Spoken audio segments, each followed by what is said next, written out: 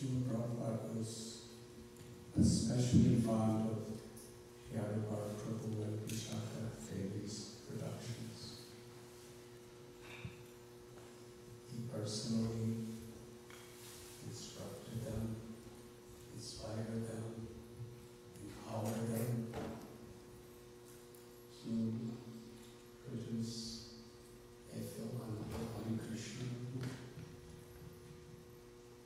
I think it was called Hare Krishna People.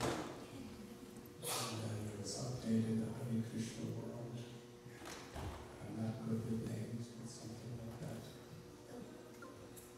And they made wonderful films on Vrindavan, the land of Krishna, and Vrindavan, the spiritual frontier.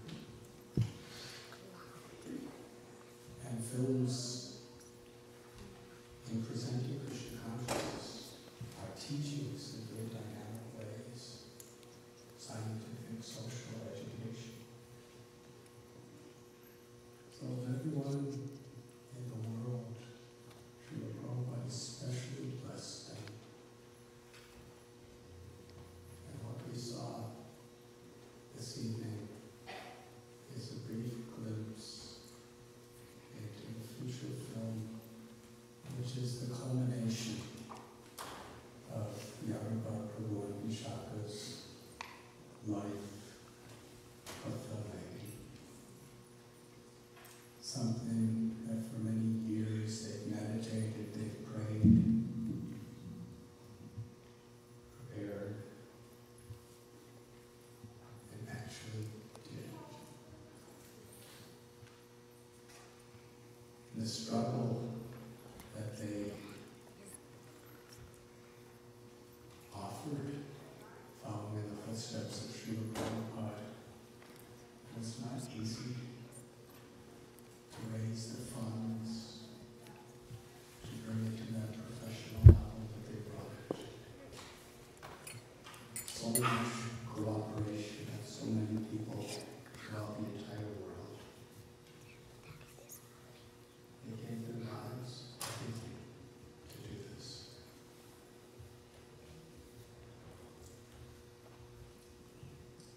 As His Grace Radhanath Prabhu has emphatically shared, and this is really an opportunity, special, unique opportunity for the devotees to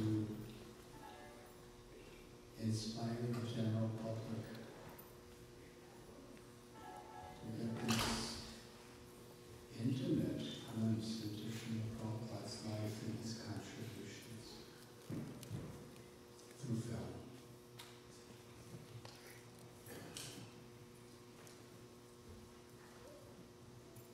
In New York City, when there was a temple in Manhattan, there was Vaikuntha players. I believe it was Sunday they would have an incredible dramatic performance of Krishna's pastimes and teachings.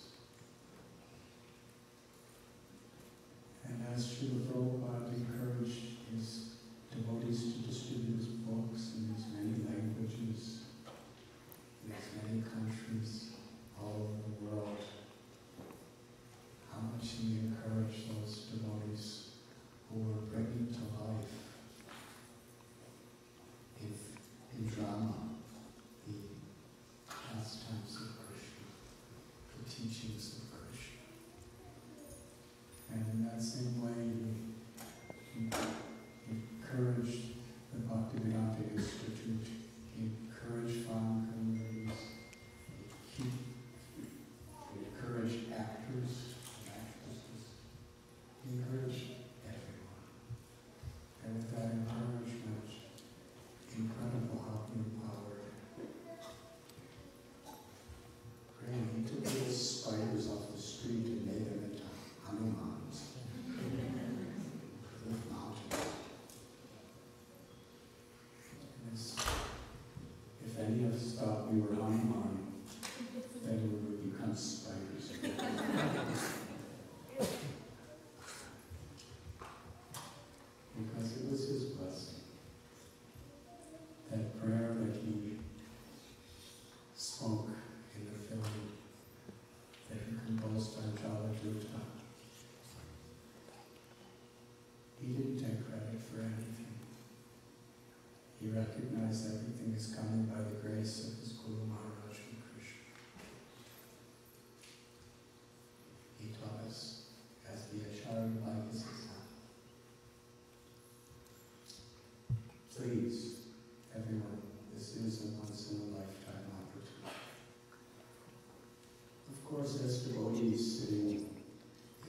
to your classes over the years, I'm sure you've heard about other once-in-a-lifetime opportunities.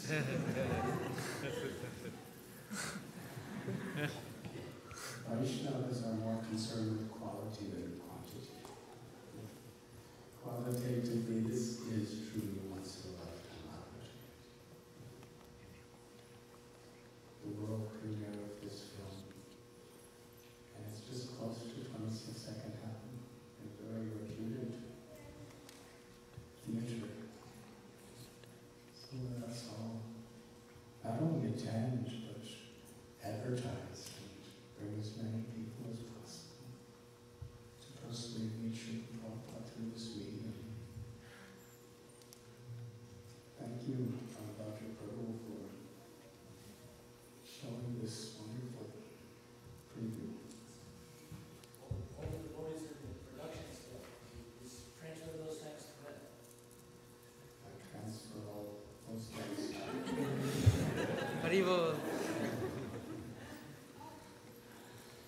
Vaishnavas means whatever comes, we transfer.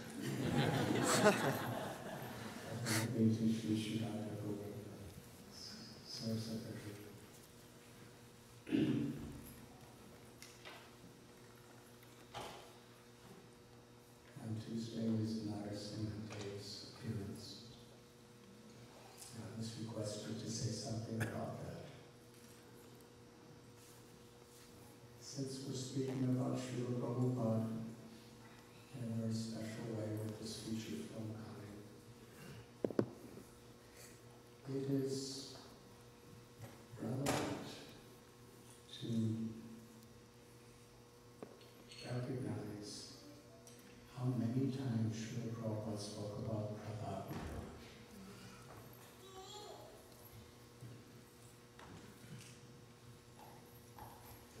The DVD for the book of Srila Prabhupada's lectures, the teachings of Prahlad. And actually, in 1976, Sri Mayapur town, when the whole world came together, this was close to the final pastimes of Srila Prabhupada in this world. The whole world of devotees came together for the international festival. All the leaders were there for meetings.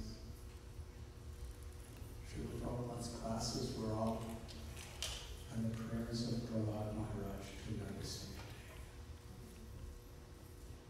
I remember in 1976 at Vrindavan, he was there for about 2 weeks, and every morning he spoke on the teachings of Prahlad Maharaj to his classmates. In New York, Los Angeles, London. He gave great emphasis on Prahlad Maharaj. The greatness of Prahlad. Today I was listening to a lecture. Srila Prabhupada explained he was only a boy of 5 years old. Srila Prabhupada was talking about how innocent he was. And how the supreme absolute truth, the personality of God, appeared in this world in that form to be worshipped for all time to come, especially just for Prahlad.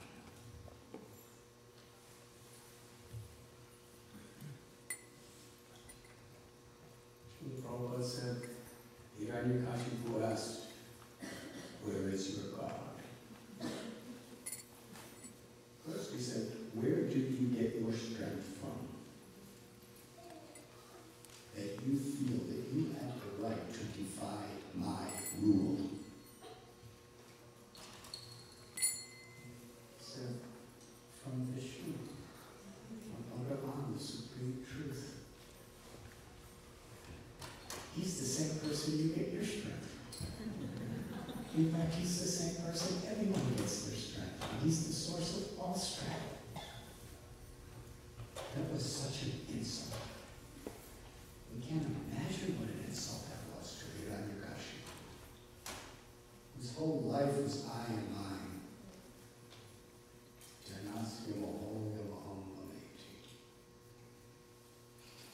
nature of this world is the more you succeed in this egoistic pursuit, the more the ahankara, the false ego, becomes infatuated and intensely diseased.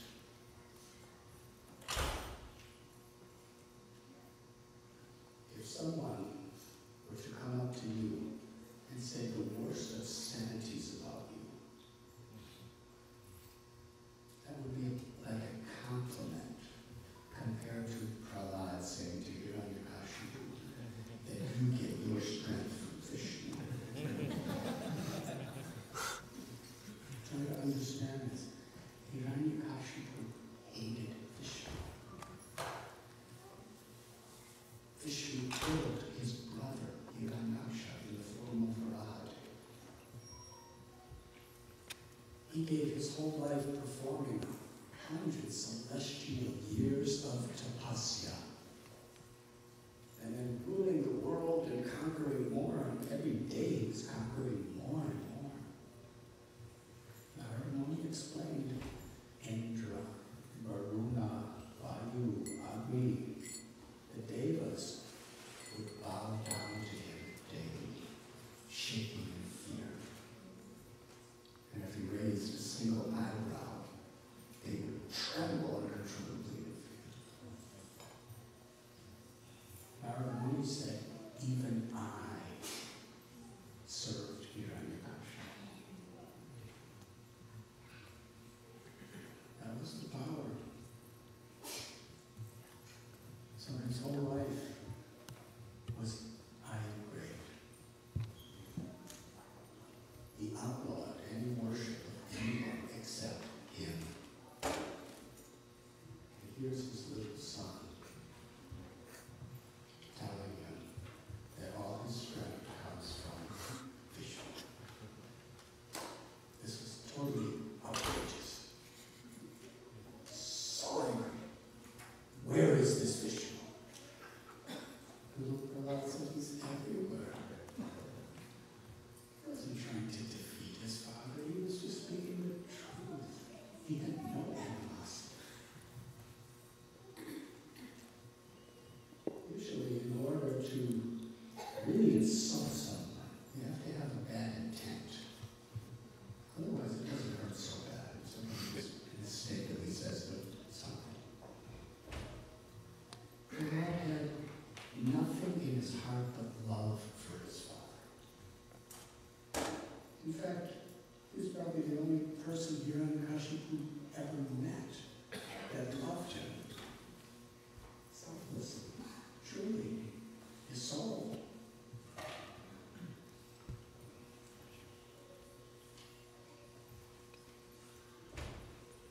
And he said he's everywhere. Hiranyakashipu said, is he in this pillar? Prahlad said, it's everywhere, it's in the pillar.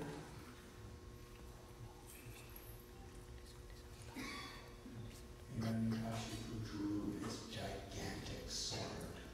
A sword that could conquer demigods, demons, anyone. Can you imagine how big that sword was? How sharp that sword was? He drew it.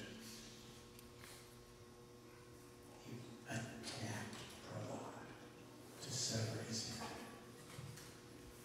But in his defiance, he struck the pillar just before charging at Prahlad with his mighty fist. The pillar trembled, and his roar came. What was that roar? We hear about it. But we should really try to meditate on it. Because Krishna is the supreme absolute truth. Sarva karma karma. He's the cause of all causes. He's the strength of the strong, the ability of all people. He's the source of everything. As Mahavishnu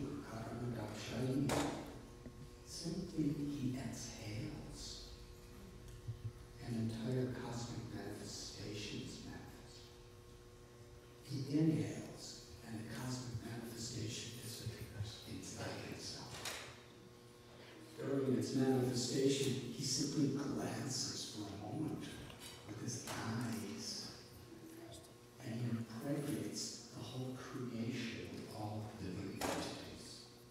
Sarva-yonishukuntiya murtiya samavantiya tasam brahma mahajoliraham bijataka. Nature is the prakriti, the feminine expansion of the Lord, is the mother of all things. And by her glance, he impregnates limitless living jivas within nature. That's Mahavishnu's power. And that's only, he's only an expansion of Krishna. Krishna's beauty, Krishna's sweetness is the culmination and source and completeness of all beauty and sweetness in its perfected origin. And similarly, we have seen people get angry in this world. It's infinitesimal. We see people get angry and drop atomic bombs on each other. That's nothing. When Krishna gets angry, it's the supreme whole of all anger and beyond. You take all the anger of every angry living being in the entire cosmic manifestation and multiply it by millions of times, and you can't even compare to what Krishna's like when he's angry. And what is Krishna like when he's angry? Narasimha. Krishna doesn't manifest his anger. He gets angry when his lila here, but he manifests such anger as Narasimha. Anger personified. That is the roar that was resounding in all directions. Planets were shaking. Hiranyakashipu was afraid. What is this? Even the devas, what is that? Just to keep little Prahlad's promise, he appeared from the pillar. Prahlad said he's in the pillar. So he appeared in that pillar to glorify his devotee. The Bible devotee says, must be Kontiya praditari me bhakta pranash. Bhaktavatsa. The Lord loves his devotees, wants to glorify his devotees. He appeared in his ferocious form as a half man, half lion, just for Prahlad in that way, to protect him. And all that anger, as Radhanath was explaining, after Narasimha Dev very graphically, dramatically, and there could be a film on that.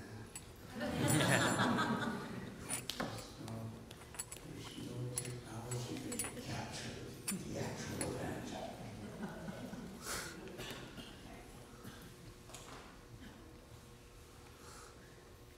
And he just threw Hiranyakashipu's body on the floor like a piece of trash.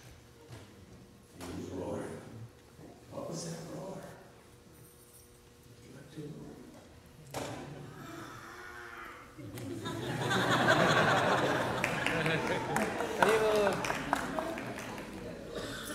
What is your age? 6. You're just a little elder than Prahlad. Would you like to roar again? Here, come do it in here.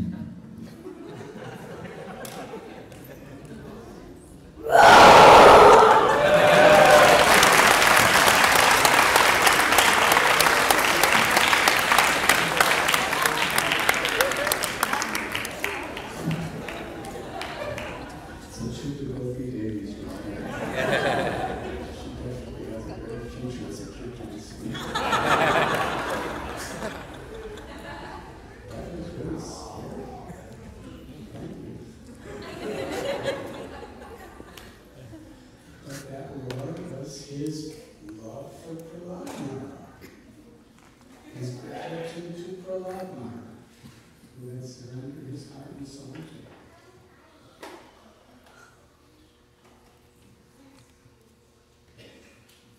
And Narad Muni, who is Prahlad's guru, he states in Srimad Bhagavatam that wherever great personalities come to glorify the Lord, the story and the remembrance of Prahlad Maharaj will be there.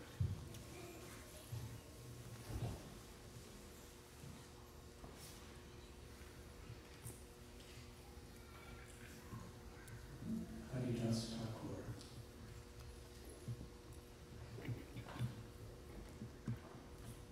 Like little Prahlad, he was thrown in fire and thrown into snakes and thrown out the ocean, thrown off the mountains and fed poison and stabbed with tridents and trampled like elephants. Thakur, and what was Prahlad's fault? He was just sharing this message of Shravanam, Kirtanam, Vishnu, hearing and chanting the glories of the Lord. He had no animosity toward anyone. He was just always remembering Krishna and helping others to do the same. Haridas Thakur, as our Yugadharma Acharya, the chanting of the holy names. He gave his heart and soul for the well-being of others. He was completely liberated. He was tasting the sweetness of prema bhakti. He didn't need anything material. And Sri Ram, Sri Advaita Prabhu, they gave him a nice cave to live in. Very nice, on the bank of the Ganga. He's happy. He would chant 192 rounds approximately every day, but still, he would go to the villages, to the towns, inspiring everyone to chant, whoever they were. By birth, he was considered by the social system to be untouchable, from a family of Malachas and Gavadas. And Srila Bhaktivinoda Thakur explains that that area of Shantipur has always been very, very orthodox sectarian Brahmin community. And that's where he was living. Advaitacharya was giving him the highest honors and intimate friendship with him, although he was the leader of the Brahmins. Haridas Thakur was influencing so many people to love Krishna through Harinam Kirtan. That other Brahmins, they hated him. They had to destroy him. And people of the Islamic faith who thought him a traitor, they wanted to destroy him. And ultimately, the king arrested him and said, Haridas was so respectful and so pleasing to the king and the Qazis. He was smiling, he was fearless, like little Prahlad before he became a Kashmir. He said, why are you doing this? It's just weird. And Haridas, they said, you're born into our religion. Why are you doing this? Why have you gone to such an inferior state of living? And Haridas laughed. He said, there's one God. You worship him in your way, I worship. There's nothing you can do. I'm in love with Krishna. He's attracting me. Little Prahlad gave the example to his Shanda and Amarta, his teachers. He said, just like a powerful magnet attracts little iron fires, I'm attracted to Krishna. spontaneously, helplessly. And Haridas said, I'm attracted to Krishna, I love Krishna. They said, okay, we accept that, but keep it to yourself. Just stay in your cave and chant and love Krishna. And don't influence others. Haridas. He said, you can cut my body in so many pieces, and every little piece will be telling everyone about Krishna. I can't help but do that. That was his compassion. He was seeing every living being as a part of Krishna. Like with Prahlad, he didn't see friends or enemies. He only saw everyone as a part of Krishna, as a child of Krishna, with the potential to love Krishna.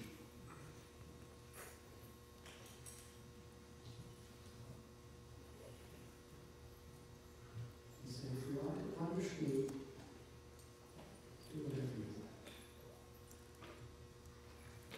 Let him be beaten till he's dead, publicly in the 22 marketplaces of India.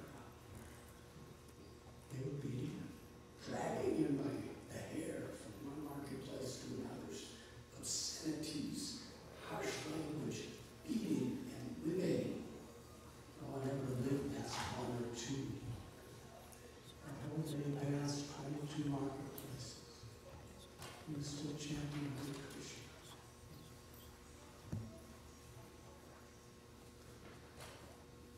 The executioners were exhausted. They couldn't beat him anymore. From sunrise to sunset, practically, they were beating him. He said, we don't know who you are. Nobody can live through this. And the whole time, you're looking at us as if you feel sorry for us. And you're always chanting Krishna's names. Now we have a big problem because we didn't kill you. The king is going to kill us. Haridas said, that's a problem. I'm so respectful. Let me see what I do. And he closed his eyes. All of his life sentence disappeared. And eventually he just threw him in the river like a piece of garbage. He floated down the river. And he came out of his samadhi, climbed to the riverbank. Now, most of us, if we went through that, we would probably go back to our cave and hide. He went right back to the king's palace to give him another chance to meet the Kazi. And when they saw him, even they, their hearts melted. All right, just do whatever you want. During the Mahaprakash Lila, where Sri Chaitanya Mahaprabhu was giving benedictions to all those devotees,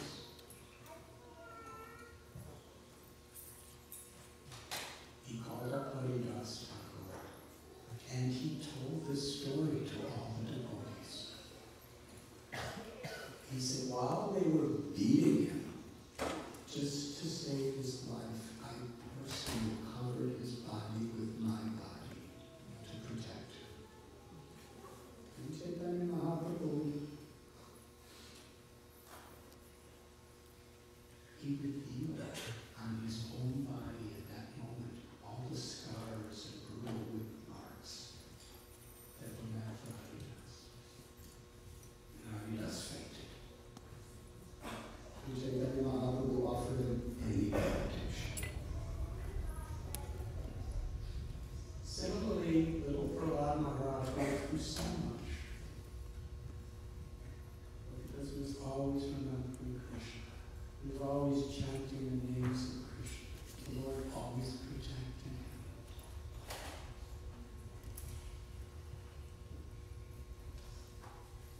And after Narasimha bestowed any benediction that Prahlad would want. And this is is where Srila Prabhupada in this lecture this morning was talking about Prahlad's humility. He told Narasimha, why are you tempting me? I'm a very fallen soul. I'm born in a family of demons, asuras. We're addicted to materialistic ways of life and sinful activities, and now you're offering me anything?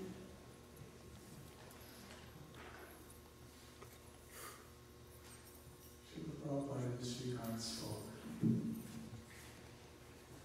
that Prahlad was from a family of asuras.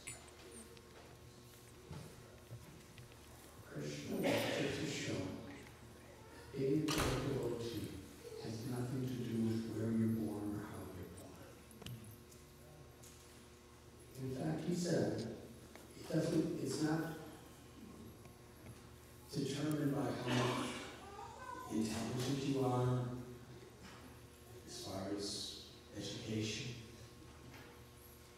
It's not even determined by age. Prahlad was only 5.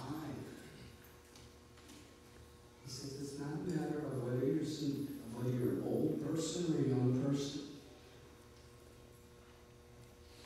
or any other material qualification. Devotion is based on one's sincerity. Srila Prabhupada defined sincerity in this instance as Ahoitaki Akriyata. And we have no ulterior motives. And whatever the situation, we continue in our service. And especially Srila Prabhupada emphasized that we don't take credit for anything ourselves. He said whether you are a sannyasi or a grihastha, the great impediment is the false ego, thinking I'm the doer, thinking I'm better than you. Little Prahlad did not think he was better than anyone. He just thought Krishna's best. If you really believe that Krishna's best, you don't have to prove that you're better than anyone. Because Krishna is better than everyone. And our happiness is in Krishna's greatness. It's not our little temporary, vulnerable greatness. The saying, the bigger that you are, the harder you fall. And everyone falls. Krishna tells him, in time, death persona. Srila Prabhupada explains for a devotee, death is Krishna as death is beautiful because he's Krishna. For the soul is not death.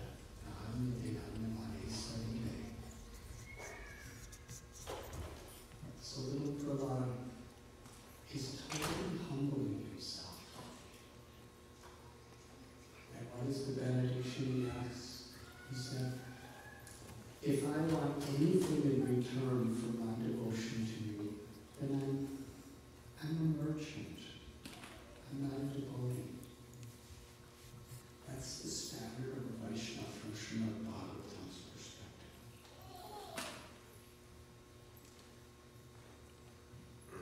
And he had little prayer. Let me always be the servant of your servants from now on. Give my father liberation, and then a special prayer. Some people, they go to the Himalayas or the jungle to find enlightenment for themselves. He didn't want anything material. He didn't want mystic powers like his father, wealth, long life. And he didn't even want liberation. He said, as long as anybody is in forgetfulness of you and suffering because of that, just let me be in this world to help them to love him. That was his benediction. Now, if you're living a really happy, comfortable life, you ask for that, it's not kind of makes sense.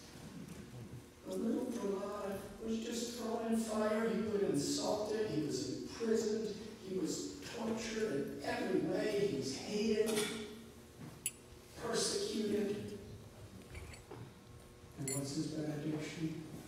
Let me just stay here so I can give Krishna to others.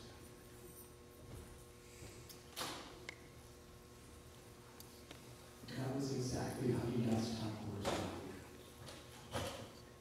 When he asked for benediction, he just wanted to be among devotees, chanting the holy names of Krishna and giving Krishna to others, servant of the servants. When Sri Chaitanya Mahaprabhu, when Sri Chaitanya Charitamrita Adi Srila Prabhupada explains in the purport that when during this Mahaprakash, in this interaction, at the culmination, Sri Chaitanya Mahaprabhu embraced Haridas Thakur and exclaimed, "You are Prahlad."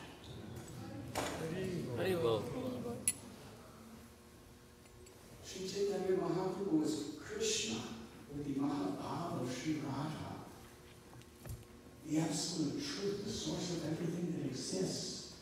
And the highest glorification he's given to the Namacharya is, "You are like Prahlad." Great Mr. Prahlad. When Vasudeva Dutt was in his mood of compassion, he prayed to Lord Chaitanya Mahaprabhu for only one benediction. Let all the sins and karmas of every living being in the entire universe fall on my head, so that I will suffer perpetually, and let them all get liberated and be with you. What was Lord Chaitanya's response? His voice choked up, he cried, and he said, "You are Prahlad."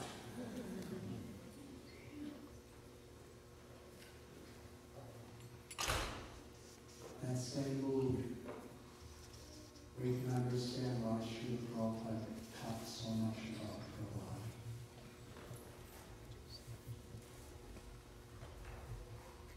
Srila Prabhupada was just like Prahlad.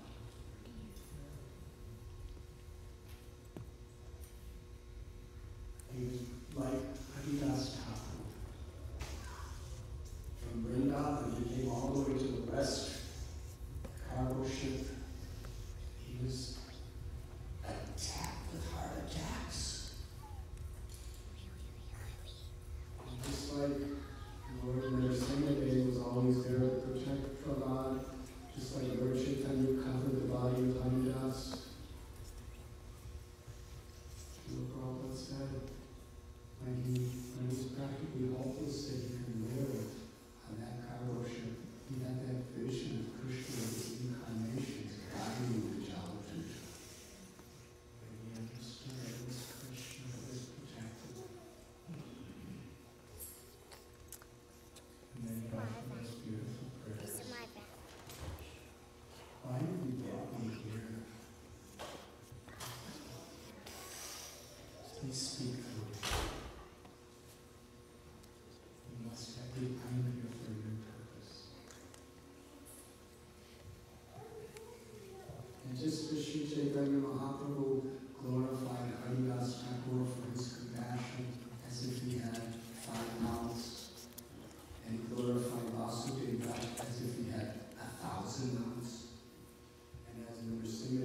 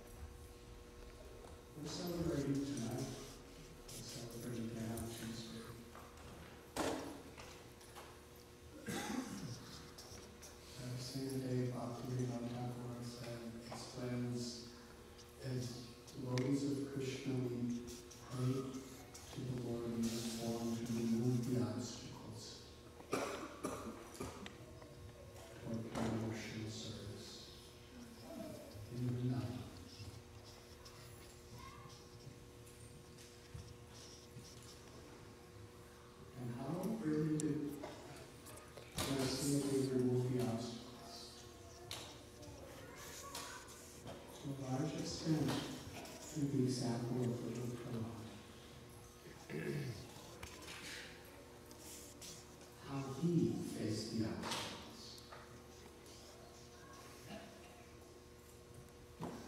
Little Prabhupada was explaining what was Prahlad and Radhanath and all the great Vaishnavas very effective. When a crisis, challenge, hardships, reversals, sufferings come in our life,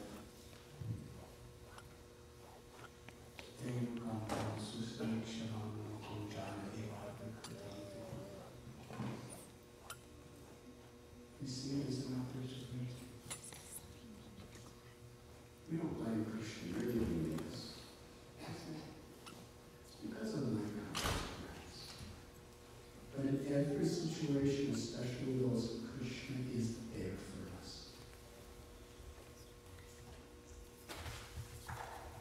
So therefore, in reversals, good or bad times, we take shelter of Krishna. We know he's there for us. Nothing to complain about. Nothing to be depressed about.